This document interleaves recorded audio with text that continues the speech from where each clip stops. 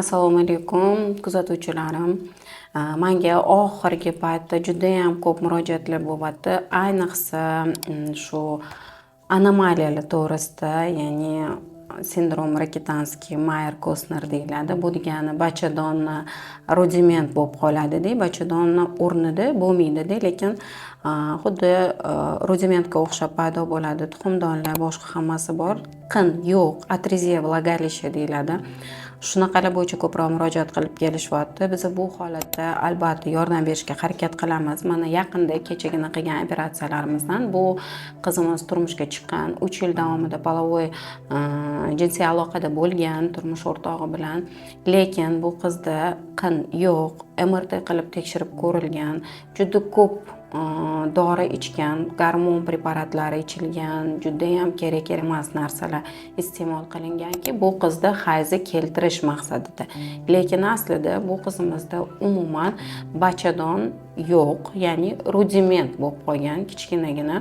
Shuni hisobiga bunda hech qachon hayz kelmagan. Bu degani birlamchi amenorreya deyiladi. O'zi aslida qizlarimizda balog'at yoshigacha, ya'ni 11 yoshdan, 10 yoshdan hozir 16 yoshgacha birlamchi hayz kelishi shart.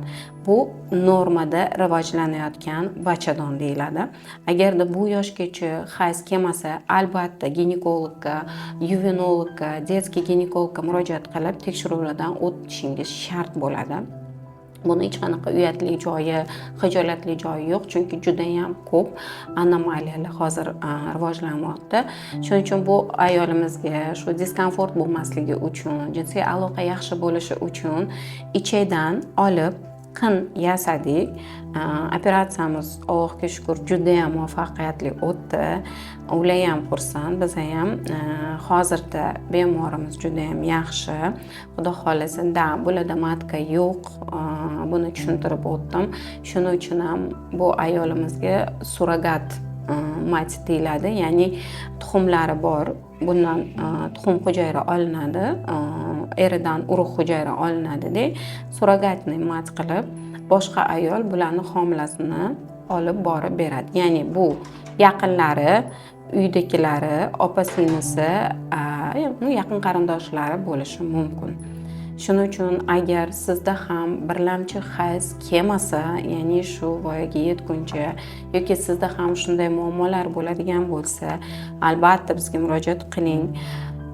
Qo'limizdan kelgancha yaxshi, sifatli yordam ko'rsatishga harakat qilamiz.